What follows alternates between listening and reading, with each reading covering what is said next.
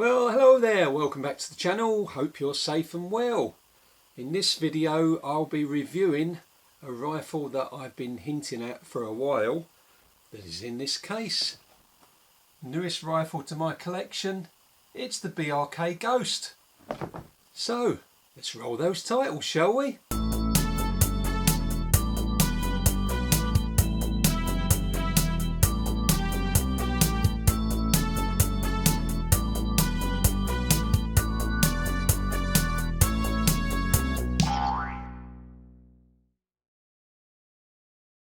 When I was a little lad, there was one toy that I wanted above all others. There was one toy that every little lad wanted above all others. All my mates wanted it, I wanted it. We never got one. Never even saw one in the flesh, only ever saw them on the adverts in our comics and on the telly. And that toy was called the Johnny 7 OMA. And the OMA stood for One Man Army. Well, all these years later, I think I've finally got something that compares.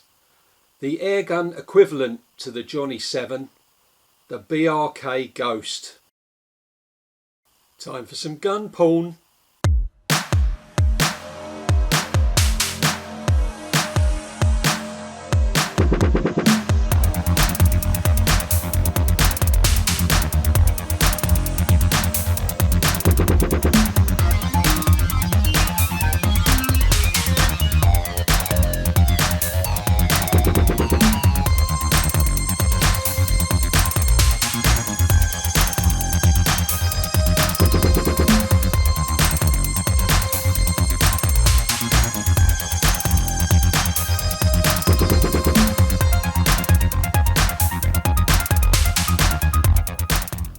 So here it is then, finally, my BRK Ghost.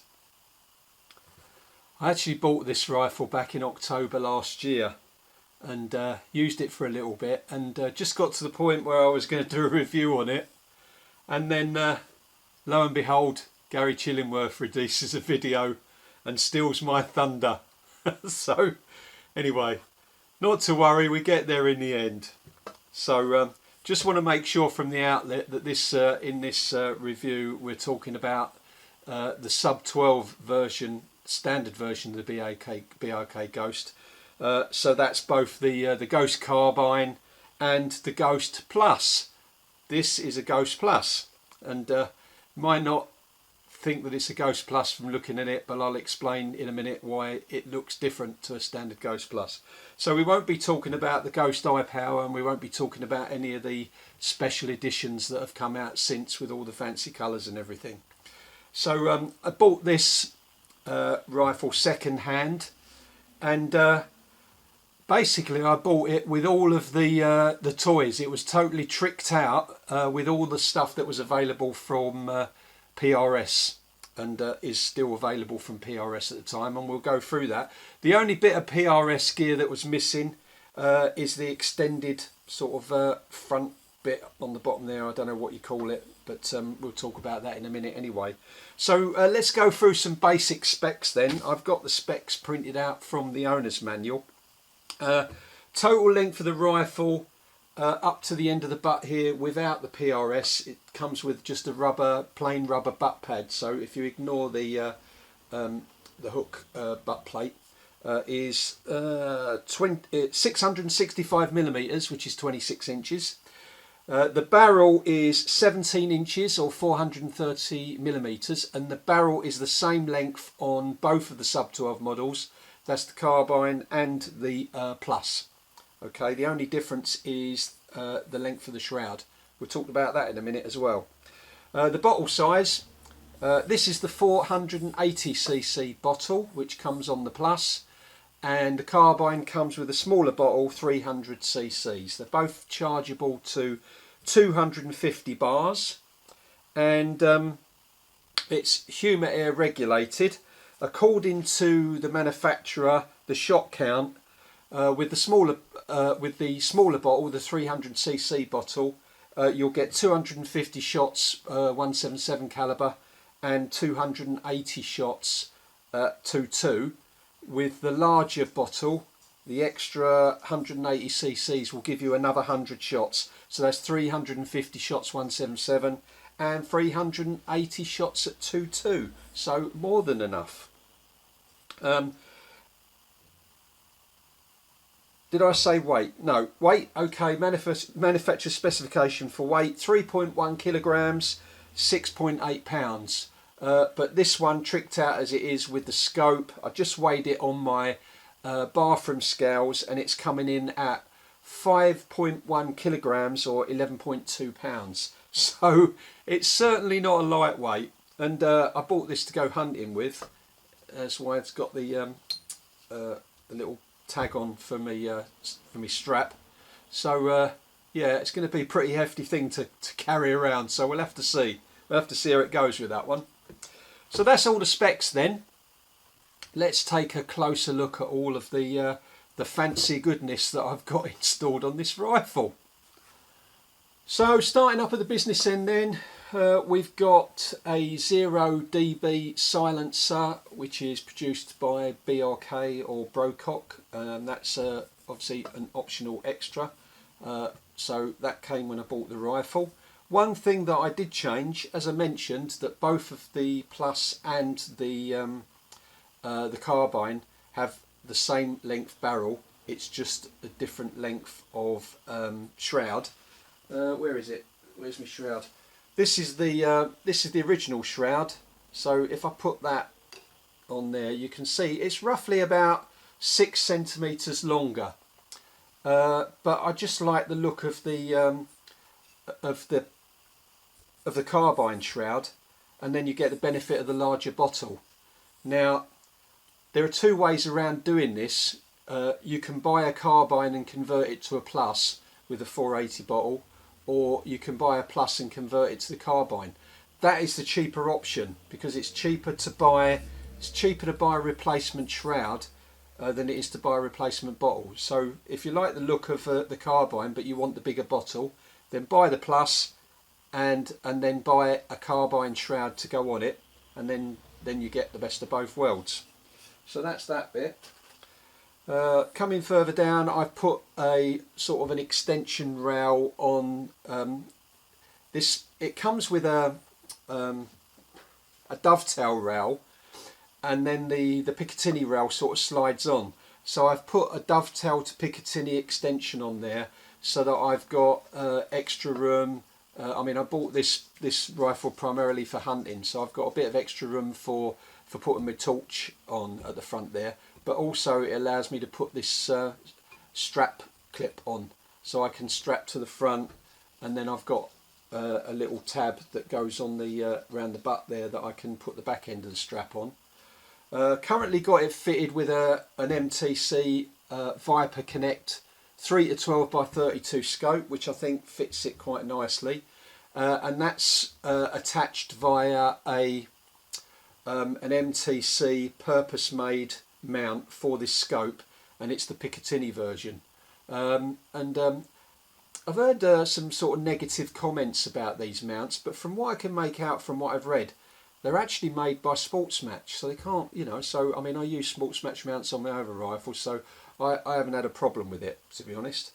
Up the front end then, on the Picatinny mount at the bottom, we've got the BRK bipod, which I think is okay for hunting. I do find that it sort of moves around a bit. It's a little bit loose. So I mean, I've got where is it?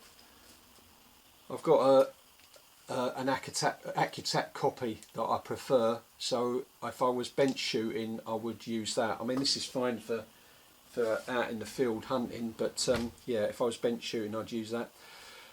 You've got an adjustable trigger blade. Let's see, it goes backwards and forwards, it goes up and down, and it twists. The bottle, you can unscrew the bottle without having to let all the air out, which is quite handy. Moving back, you'll notice here that I've got a fancy grip and the fancy cheek piece.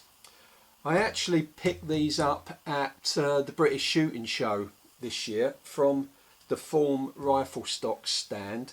I was putting off getting one because I really wanted to try the pistol grip out to see how it fitted my hand. And when I got there and chatted to the lads on the stand, they let me try one out, which I was more than happy with. And then we talked about colours, and I couldn't make up my mind what colour I wanted.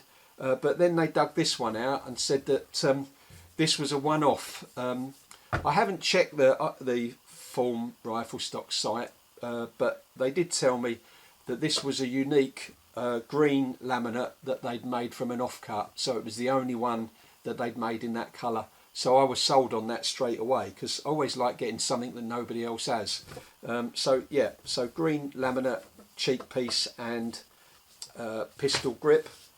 What else have we got? We've got the, moving up the back end here, we've got the PRS bag riser, and we've got the PRS adjustable butt plate.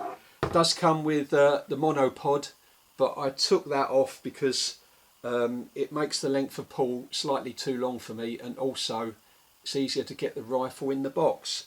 One of the common complaints I've heard about this is that BRK could have done with making the box that it came in a little bit longer, so that there's a bit more space to fit it in. But taking that off, and with the shorter shroud, fits in quite nicely, so no problems there.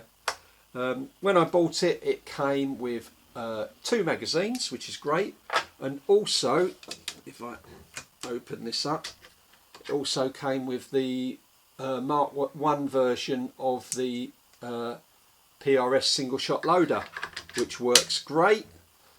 You can also decock it, as you see there, decock the rifle.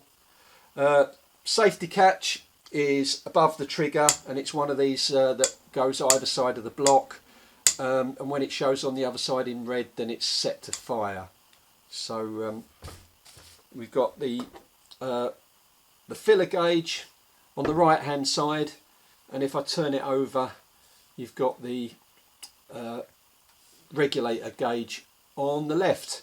Now you may notice that I've got a black and white humour gauge that I've fitted to the rifle here.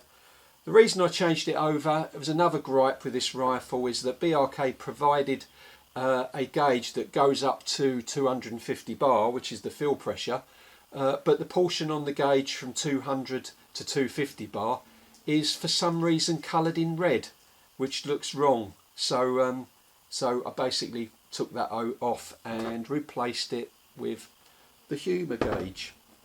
What else can I say about it at the moment? I think that's about it, really. Don't think. Oh yeah, nearly forgot the side lever handle. What do you call these? I don't remember what it's called, but this is the PRS version as well, which gives you a little bit more room to get your fingers around than the standard one. So that is my my Ghost. The only other thing that I need to point out, which is going to become important later on, is when I bought this, it also came with the 2.2 barrel kit. So I've got the 2.2 barrel, and I've got the pellet probe that goes in.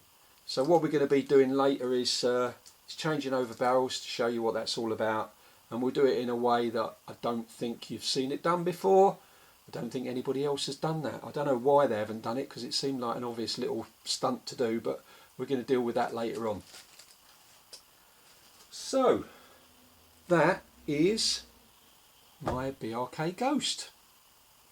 One final thing that I wanted to cover then before we get to the shooting. I mentioned earlier about the position of this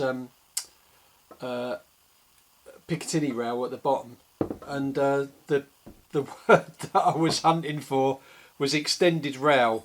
So this is not just the case on this rifle. I find with a lot of rifles where they put the Picatinny, the short section of Picatinny rail underneath the rifle for the attachment of a bipod, it's often too far back, and sometimes I know some people like their bipod to be further forward up nearer to the muzzle, so that you get that stability. Now you can buy the extended rail, the PRS one. I've actually got one on order, but until that arrives, and what I've been using up to now is an extended rail, a bargain basement extended rail. Now, say if you've been on the channel before, you know my middle name's a bargain basement. So not my idea. I wish it was, but I'm just going to show you very quickly how you can make yourself an extended rail for not a lot of money. So let's just move this rifle for a minute, and here we have it. Basically it's 3 or 4 parts depending on, you know, what bits you've already got. At the top end here is a scope accessory rail. These are all 25mm parts. So you've got a standard scope accessory rail. This is designed to go on a 25mm tube scope to add a torch or such the like. Then I've got a piece of carbon fibre tubing that is 1 inch diameter, and this is a sample. These things are built for drones, I believe, but you can go on eBay and you can buy a sample length for not much money. I can't remember how long this is, but they come as a standard length. And then at the far end, I've used 2 25mm Picatinny scope mounts, but if you want to use one, then you can use a 3-bolt one, or even a single one would probably work. Basically then you put your scope mounts on one end, that attaches to the Picatinny rail underneath the rifle, and then you stick your attachment on the other end and you stick your bipod to that. So what you end up with is, if I show you here, if I take that off, stick that on there, you can see you've got an extended Picatinny rail, and I think all of these bits is probably just under 20 quid. So say, not my idea. I saw somebody else had built one of these on a Facebook group, and I thought it was really good, and I needed one straight away, and so I made one. So there you go, good tip for you, save a bit of money. You can use that on any rifle really, to extend your bipod forward and give you a bit more stability. Hope that helps some of you. Put the rifle over the chrono then, let's have a look at the results. Say 10 shots with air arms filled pellets, 8.4 grain. You can see the average power was 770.4, which is 11.07 foot-pounds. The spread was 11.7 and the standard deviation was 3.8, which we would expect from a regulated rifle. So not too much of a problem there. One thing that I didn't point out when I was doing the features was the power wheel. I'll show you that. There is a power wheel at the back of the stock. It's meant to be adjusted when the rifle is uncocked, and I think I'm right in thinking that it basically adjusts the hammer spring tension, so it does vary the power. Now, rather than go through and test every single setting, there's 20 settings.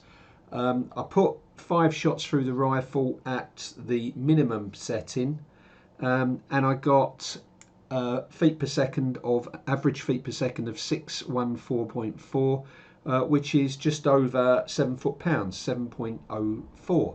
So in the current setup then, we can vary the power between 11.07 and 7.04 in 20 separate increments without touching the regulator, which means that we'll have to do another video in the future where we check the tuning. We can adjust the power and see how that affects the accuracy.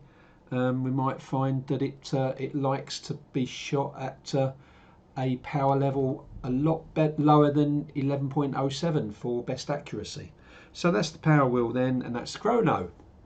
So before we begin shooting, I want to tell you about the magazines. Forgot about that. 177 magazine takes 13 shots, and the 22 magazine takes 11 shots.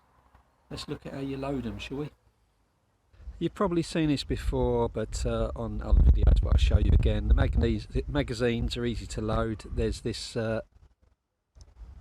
magnetic flap on the front, and basically you turn it clockwise to the full extent, put the first pellet in nose down, and then that locks, and then you can then stick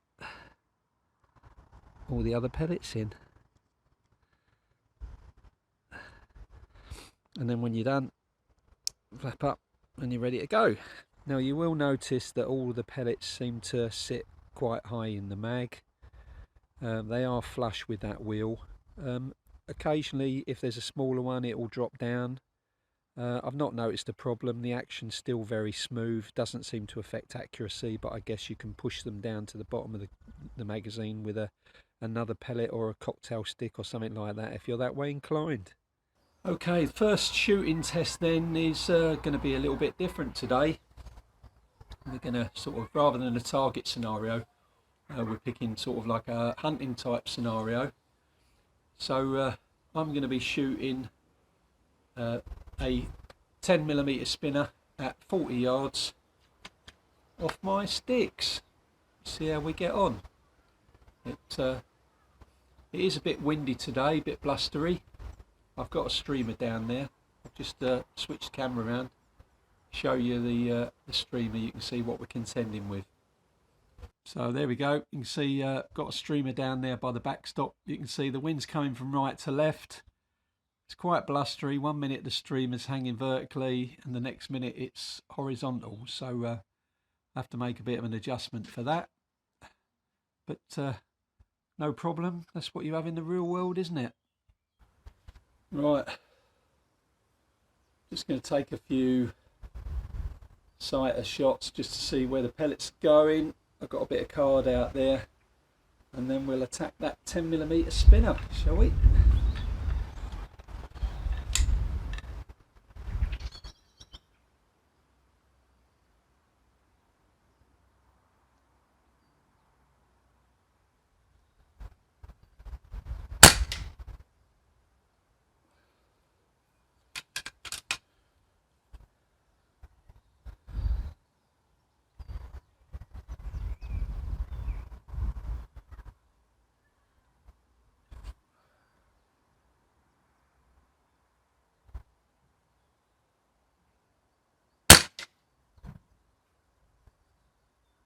Okay, give it a go.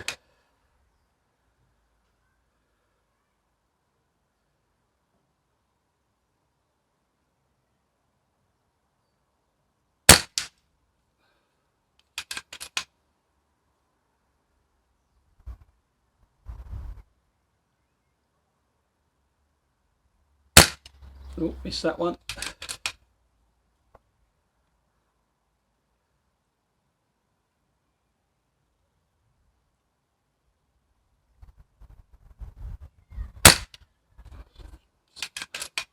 Looks like I'm getting off to the right a bit, so which is a bit odd with the wind. Yep, got that one.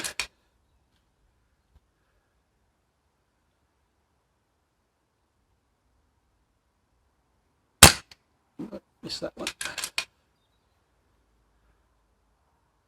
Close. Yeah, got that one.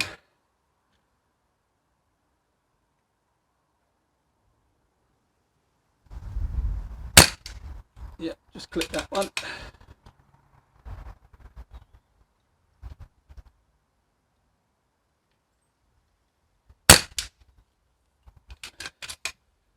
Yep.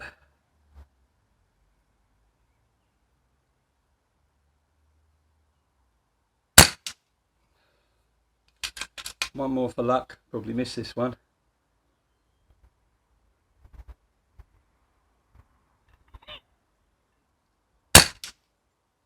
Well, there you go. Just wanted to demonstrate really how easy this gun is to shoot. You know, it's like it makes you look good. It's not me, it's the gun. 40 yards off sticks, 10-metre spinner, and I'm sure if you were over here with me, you could sit down here and do exactly the same thing with this rifle. It's that good.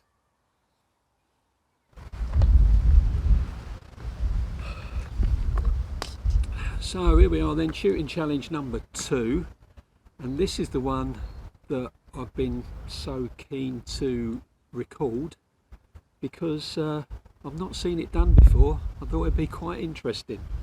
So what am I going to do? Well, got my BRK Ghost, currently 177 caliber. Got a magazine. I'm going to take 5 shots at 177. I'm then going to switch barrels to 22 caliber and take another 5 shots and see how long it takes me. So I'm going to put a stopwatch up on my phone and time it. I've got a camera down the range to record the groups. This isn't so much about accuracy, more about sort of utility. So I will set everything up and then we'll be back and get started. But what I would say, oh, I'm losing bits here.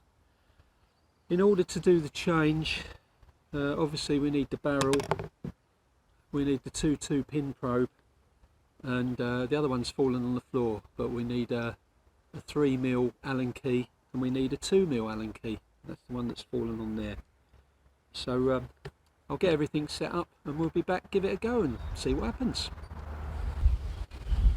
Right, got the stopwatch on my phone, ready to start that, and off we go.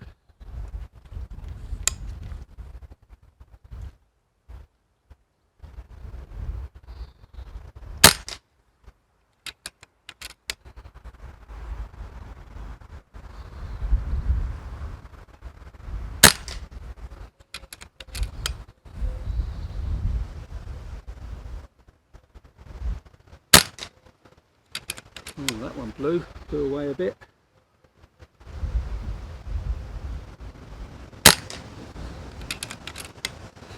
Last one.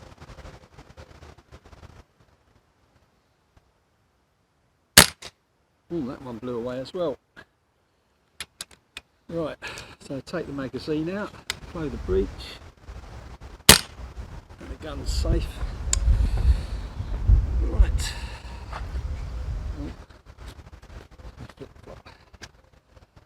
Now what we're going to do first is we want to undo the grub screw there and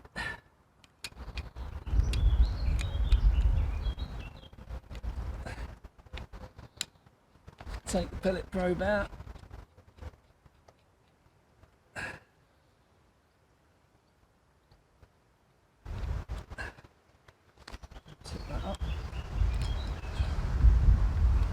That's the 177 pellet probe out. Take the barrel off. Oh.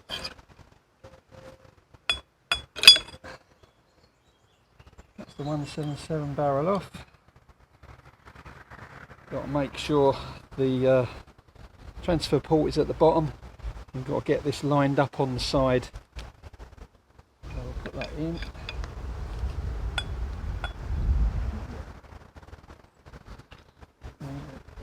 Twist in. There we go.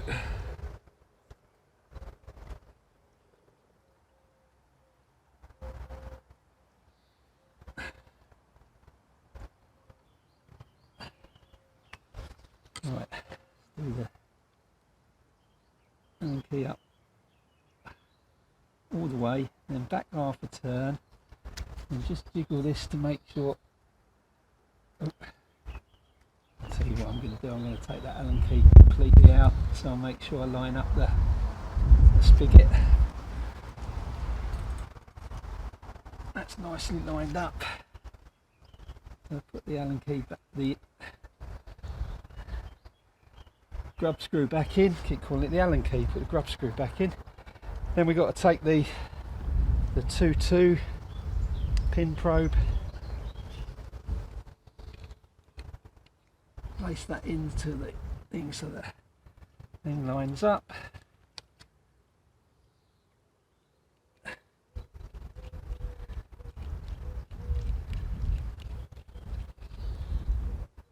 screw that in tight. 2.2 magazine in. And load. And then we're back to shooting. Right. Oh, just got to remember, I think my calculations, I needed 10 clicks up to get the pellets to come up because of the different trajectory. So I'm going to go up 1, 2, 3, 4, 5, 6, 7, 8, 9, 10. Let's see if that works.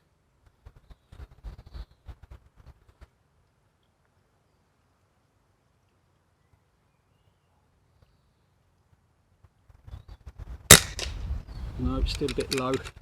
Never mind. Hopefully the camera will pick that up.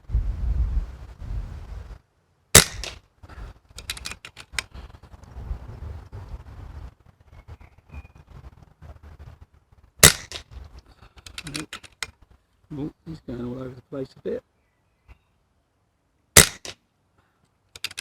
Oh.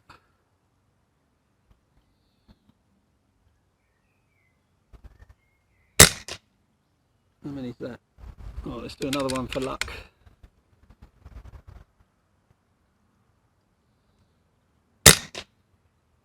There we go.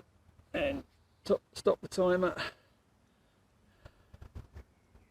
And that, I don't know if you can see there, 4 minutes 53. And you can see I wasn't rushing. 4 minutes 53 to shoot 5 rounds 177 and 5 rounds 2.2 from the same rifle. That's pretty impressive, isn't it? Well, that went better than I thought.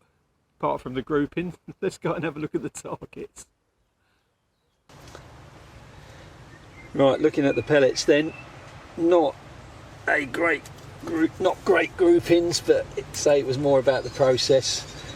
So on the 177 we got a good group of 3 pellets, and then we had 2 that went flyers off to the right there. And then looking at the 2.2, we had a good group here, and then a couple of flyers above and below. It's probably only the second time that I've shot any 2.2 pellets out this rifle, so I don't know what it likes or whatever. We'll have to look into that. But anyway, it was more about shooting 2 different calibers from the same rifle than getting good groups, and we achieved that. Well, after going and checking the targets and coming back up, you may have realised as well, I didn't until I walked back towards the gun, that I forgot to put the silencer on. And so I've just shot some more 2.2 pellets, and I got a much better group with the silencer on. For some reason, seems to like to shoot better with this silencer on. Show you a picture of that group so you can see it. So yeah, I was using JSB jumbos, I think the 15 point something grain 2.2s straight from the tin. And all the other pellets, the 177 pellets, were my usual JSB exacts 4.52s straight from the tin as well. So yeah. Well, okay, that's us nearly done then. One thing I did think though is, you know, I know our some people respond in the comments. I know I probably in the barrel change shooting didn't give a good account of the accuracy of this rifle, although I think I did with the spinner shooting. So I decided put the 177 barrel back on, zero it back in, and then shoot some groups. So I've got the card here that I'll stick up on the screen. I shot 6 groups, one after the other, 5-shot groups. JSB exact pellets, 8.44 grain straight out of the tin. I was shooting at 35 yards in the wind, in the conditions that you saw previously. Looking at this, first group's not up to much because I was just getting my eye in, but from then on I think it performed reasonably well. Obviously the best group is number 5. I put a 5p piece on there so you can see. But all of those 5 shots fit well within inside a 10mm circle. So not exactly pellet on pellet, but pretty close. So there you go. Hopefully that will satisfy the people who might be inclined to say that, oh, it's not very accurate, but yeah, I think that showed the potential. 35 yards in the wind, pellets straight out the tin. Can't say more than that. I mean, looking at that from a hunting perspective, there's no shots in those groups at that range that would are wounding shots. They're all kill shots, so that's good enough for me. So that's the Ghost then. Hope you enjoyed that, found that interesting. I will revisit this rifle. As I say, I haven't done any pellet testing, so it may well be that the JSB Exact is not the best pellet for this rifle. It may well be that 11.07 foot-pounds is not the best power for this rifle. So I will revisit this in sometime in the future and do some proper pellet testing and do some tuning with it to find out what muzzle velocity it likes and its favoured pellet. But that's for a later date. So just leaves me to say thanks for watching, and I'll see you on the next one. Bye for now.